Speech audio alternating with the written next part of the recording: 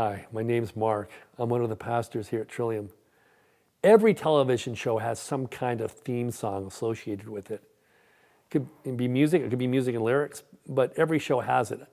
A show like Hockey Night in Canada has an iconic theme song. Most news programs have iconic songs associated with them. Certainly sitcoms, drama series.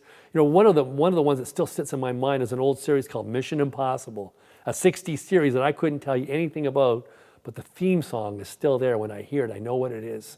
And it kind of captures the whole mood of the series.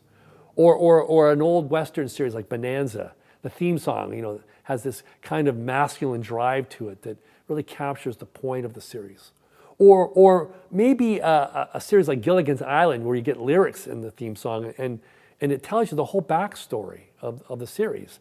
You can understand from listening to the lyrics of the Gilligan Island's theme song why the series exists and the whole point of it all. Or the Brady Bunch, that series Cheers in the 80s, the theme song sets up the whole mood and rationale for it. And I think when they make a TV show, they really are careful about what they use for their theme song. It's really important for it. And two series that come to mind in the 70s had iconic theme songs to them. The first one was All in the Family. It ran from 71 to 78. And the song that starts off each episode is called Those Were the Days. And you have Archie Bunker and his wife Edith singing it.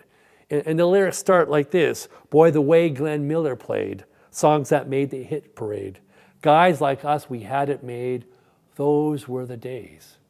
And it sets up the whole rationale of the series. Here's Archie Bunker, probably born in 1920. Now it's 1971. The crazy 60s have gone through. It's spilled over into the 70s. And this guy's in his early 50s, and he doesn't belong in this new world anymore. He doesn't understand it. He doesn't get it. And this new world doesn't get him or understand him at all.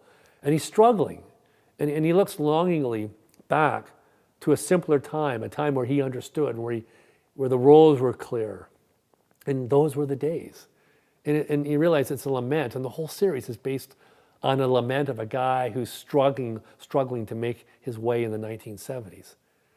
And you compare that to a spin-off series from All in the Family called The Jeffersons. George Jefferson was the neighbor of Archie Bunker. He ran a little dry cleaning shop. And in the spin-off, he's become a success. That one dry cleaning shop has now become 20 or 30, and he's making decent money, and he's moving on up to the east side. The theme song's called Moving On Up. And he's moving on up to the east side, and he's claimed the American dream for himself and his family, and he's made it. And he's got a piece of the pie, finally.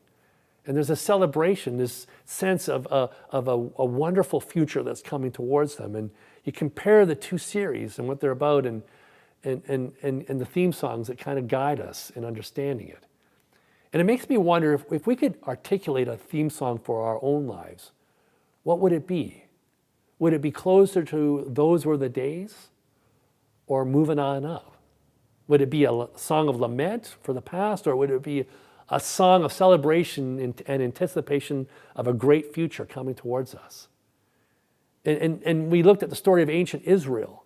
They were stuck in Egypt. They got stuck in. They weren't meant to be stuck in there, but they got stuck in and they couldn't get out. And we all know what it's like to be stuck in a place, whether it's a bad marriage or a dead-end career or really cascading health problems that seem unending.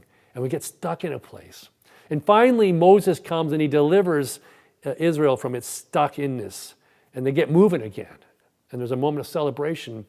But then the question comes up, is Israel going to be singing a song of lament as it goes forward, looking longingly back to its time in Egypt, as hard as it was? Or are they going to have a song of celebration and anticipation of the unknown future that God is taking them into? I mean, the promised land is still an idea. They have not experienced it yet. That piece of the pie may be waiting for them, but they don't know what it is. And that's true for us too. You know, we don't know exactly where life is going to be leading us to, but we know where we've come from. And the only question we really have is, what kind of theme song are we going to sing for our lives?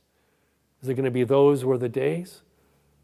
Or is it going to be Moving On Up?